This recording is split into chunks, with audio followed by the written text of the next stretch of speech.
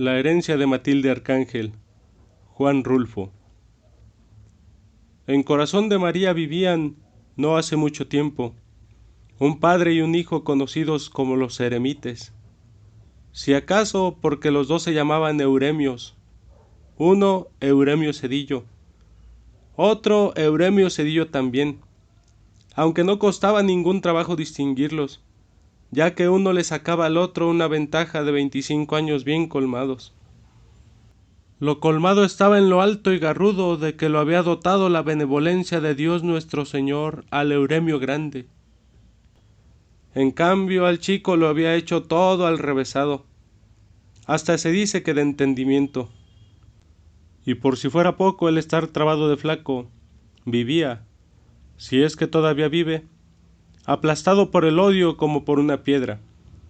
Y válido es decirlo, su desventura fue la de haber nacido. Quien más lo aborrecía era su padre, por más cierto mi compadre, porque yo le bauticé al muchacho. Y parece que para hacer lo que hacía se atenía a su estatura. Era un hombrón así de grande, que hasta daba coraje estar junto a él y sopesar su fuerza, aunque fuera con la mirada. Al verlo uno se sentía como si a uno lo hubieran hecho de mala gana o con desperdicios. Fue en Corazón de María, abarcando los alrededores, el único caso de un hombre que creciera tanto hacia arriba, siendo que los de por ese rumbo crecen a lo ancho y son bajitos. Hasta se dice que es allí donde se originan los chaparros. Y chaparra es allí la gente y hasta su condición. Ojalá que ninguno de los presentes ofenda por si es de allá, pero yo me sostengo en mi juicio. Y regresando a donde estábamos, les comenzaba a platicar de unos fulanos que vivieron hace tiempo en Corazón de María. Euremio Grande tenía un rancho apodado Las Ánimas, venido a menos por muchos trastornos, aunque el mayor de todos fue el descuido. Y es que nunca quiso dejarle esa herencia al hijo que, como ya les dije, era mi ahijado. Se la bebió entera a tragos de vingarrote, que conseguía vendiendo pedazo tras pedazo de rancho y con el único fin de que el muchacho no encontrara cuando creciera de dónde agarrarse para vivir. Y casi lo logró. El hijo apenas si se levantó un poco sobre la tierra, hecho una pura lástima. Y más que nada, debido a unos cuantos compadecidos que le ayudaron a enderezarse, porque su padre ni se ocupó de él. Antes parecía que se le cuajaba la sangre de solo verlo. Pero para entender todo esto hay que ir más atrás, mucho más atrás de que el muchacho naciera, y quizá antes de que Euremio conociera a la que iba a ser su madre. La madre se llamó Matilde Arcángel. Entre paréntesis, ella no era de Corazón de María, sino de un lugar más arriba que se nombra Chupaderos, al cual nunca llegó a ir el tal Cedillo y que si acaso lo conoció fue por referencias.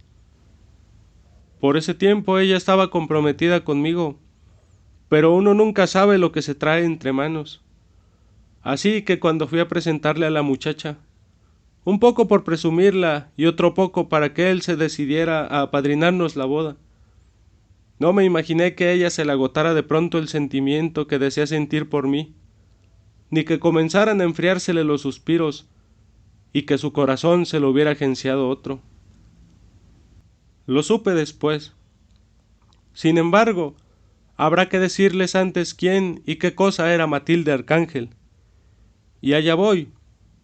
Les contaré esto sin apuraciones. Despacio. Al fin y al cabo tenemos toda la vida por delante. Ella era hija de una tal doña Cinesia, dueña de la fonda de Chupaderos, un lugar caído en el crepúsculo, como quien dice, allí donde se nos acababa la jornada. Así que cuanto arriero recorría esos rumbos, alcanzó a saber de ella y pudo saborearse los ojos mirándola. Porque por ese tiempo, antes de que desapareciera, Matilde era una muchachita que se filtraba como el agua entre todos nosotros. Pero el día menos pensado, y sin que nos diéramos cuenta de qué modo, se convirtió en mujer. Le brotó una mirada de semisueño, que escarbaba clavándose dentro de uno como un clavo que cuesta trabajo desclavar, y luego se le reventó la boca como si la hubieran desflorado a besos. Se puso bonita la muchacha, lo que sea de cada quien. Está bien que uno no esté para merecer. Ustedes saben, uno es arriero, por puro gusto, por platicar con uno mismo mientras se anda en los caminos. Pero los caminos de ella eran más largos que todos los caminos que yo había andado en mi vida y hasta se me ocurrió que nunca terminaría de quererla. Pero total, se la apropió el Euremio.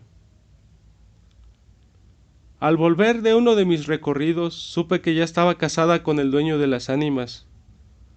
Pensé que la había arrastrado la codicia y tal vez lo grande del hombre. Justificaciones nunca me faltaron. Lo que me dolió aquí en el estómago, que es donde más duelen los pesares, fue que se hubiera olvidado de ese atajo de pobres diablos que íbamos a verla y nos guarecíamos en el calor de sus miradas. Sobre todo de mí, Tranquilino Herrera, servidor de ustedes, y con quien ella se comprometió de abrazo y beso y toda la cosa. Aunque viéndolo bien, en condiciones de hambre cualquier animal se sale del corral, y ella no estaba muy bien alimentada que digamos.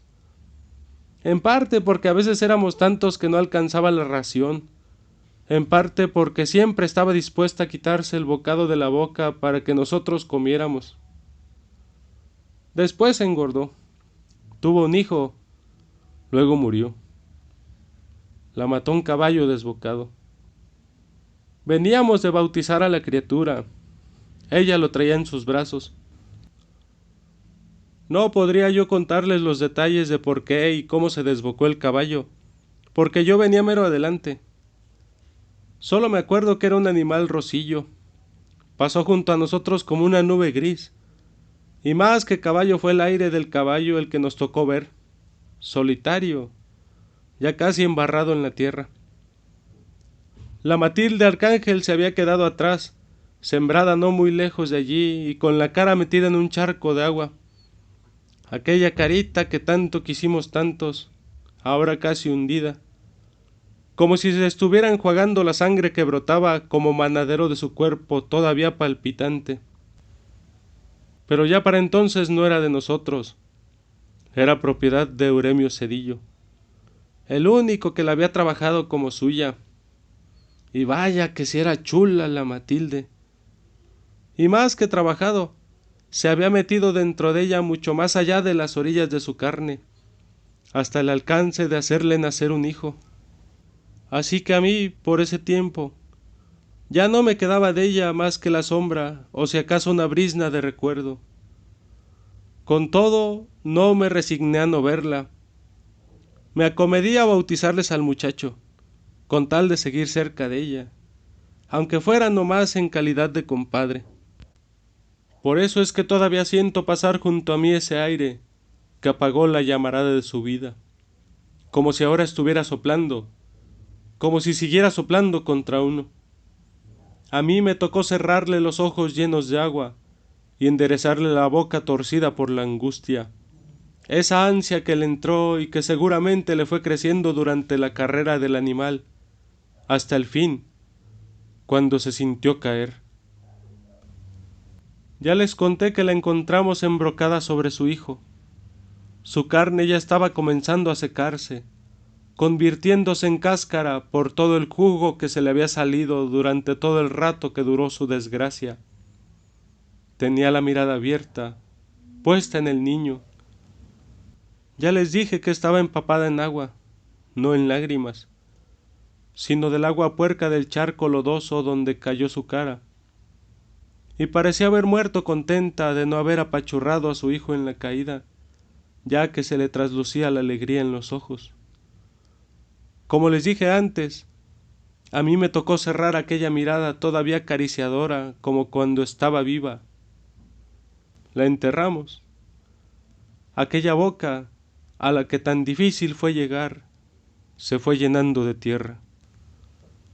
Vimos cómo desaparecía toda ella sumida en la hondonada de la fosa, hasta no volver a ver su forma.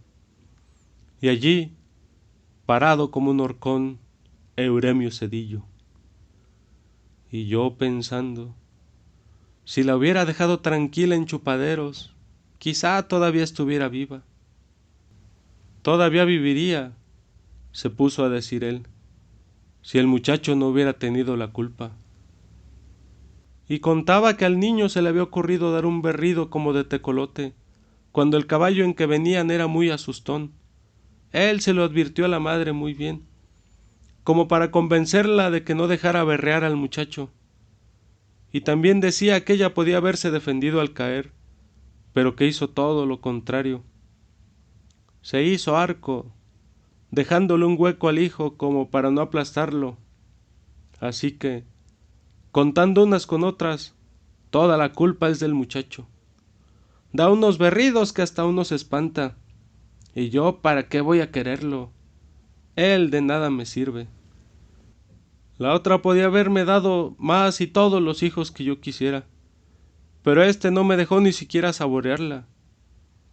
Y así se soltaba diciendo cosas y más cosas, de modo que uno no sabía si era pena o coraje lo que él sentía por la muerta. Lo que sí se supo siempre fue el odio que le tuvo al hijo. Y era de eso de lo que yo les estaba platicando desde el principio. El Euremio se dio a la bebida. Comenzó a cambiar pedazos de sus tierras por botellas de vingarrote. Después lo compraba hasta por barricas. A mí me tocó una vez fletear toda una recua con puras barricas de vingarrote consignadas el Euremio. Allí entregó todo su esfuerzo en eso y en golpear a mi ahijado, hasta que se le cansaba el brazo. Ya para esto habían pasado muchos años. Euremio chico creció a pesar de todo, apoyado en la piedad de unas cuantas almas, casi por el puro aliento que trajo desde el nacer. Todos los días amanecía aplastado por el padre, que lo consideraba un cobarde y un asesino, y si no quiso matarlo, al menos procuró que muriera de hambre para olvidarse de su existencia. Pero vivió. En cambio el padre iba para abajo con el paso del tiempo. Y ustedes y yo y todos sabemos que el tiempo es más pesado que la más pesada carga que puede soportar el hombre. Así, aunque siguió manteniendo sus rencores, se le fue mermando el odio, hasta convertir sus dos vidas en una viva soledad. Yo los procuraba poco. Supe, porque me lo contaron, que mi ahijado tocaba la flauta mientras su padre dormía la borrachera. No se hablaban ni se miraban, pero aún después de anochecer se oía en todo corazón de María la música de la flauta, y a veces se seguía oyendo mucho más allá de la medianoche. Bueno, para no alargarles más la cosa, un día, quieto, de esos que abundan mucho en estos pueblos, llegaron unos revoltosos a corazón de María. Casi ni ruido hicieron, porque las calles estaban llenas de hierba, así que su paso fue en silencio, aunque todos venían montados en bestias. Dicen que aquello estaba tan calmado y que ellos cruzaron tan sin armar alboroto, que se oía el grito del somormujo y el canto de los grillos, y que más que ellos, lo que más se oía era la musiquita de una flauta que se les agregó al pasar frente a la casa de los eremites, y se fue alejando, yéndose, hasta desaparecer. ¿Quién sabe qué clase de revoltosos serían y qué andaban haciendo? Lo cierto, y esto también me lo contaron, fue que a pocos días pasaron también sin detenerse tropas del gobierno, y que en esa ocasión Euremio el Viejo, que a esas alturas ya estaba un tanto achacoso, les pidió que lo llevaran. Parece que contó que tenía cuentas pendientes con uno de aquellos bandidos que iban a perseguir, y sí, lo aceptaron. Salió de su casa a caballo y con el rifle en la mano, galopando para alcanzar a las tropas.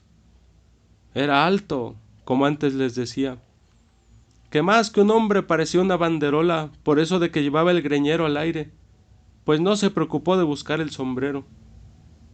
Y por algunos días no se supo nada. Todo siguió igual de tranquilo. A mí me tocó llegar entonces. Venía de abajo, donde también nada se rumoraba. Hasta que de pronto comenzó a llegar gente. Coamileros, saben ustedes, unos fulanos que se pasan parte de su vida arrendados en las laderas de los montes, y que si bajan a los pueblos es en procura de algo o porque algo les preocupa. Ahora los había hecho bajar el susto. Llegaron diciendo que allá en los cerros se estaba peleando desde hacía varios días, y que por ahí venían ya unos casi de arribada. Pasó la tarde sin ver pasar a nadie. Llegó la noche. Algunos pensamos que tal vez hubieran agarrado otro camino. Esperamos detrás de las puertas cerradas. Dieron las 9 y las 10 en el reloj de la iglesia, y casi con la campana de las horas se oyó el mugido del cuerno. Luego el trote de caballos. Entonces yo me asomé a ver quiénes eran, y vi un montón de desarrapados montados en caballos flacos, unos estilando sangre, y otros seguramente dormidos porque cabeceaban. Se siguieron de largo. Cuando ya parecía que había terminado el desfile de figuras oscuras que apenas si se distinguía de la noche, comenzó a oírse, primero apenitas y después más clara, la música de una flauta. Y a poco rato vi venir a mi ahijado Euremio montado en el caballo de mi compadre Euremio Cedillo. Venía en ancas, con la mano izquierda dándole duro a su flauta, mientras que con la derecha sostenía, atravesado sobre la silla, el cuerpo de su padre muerto.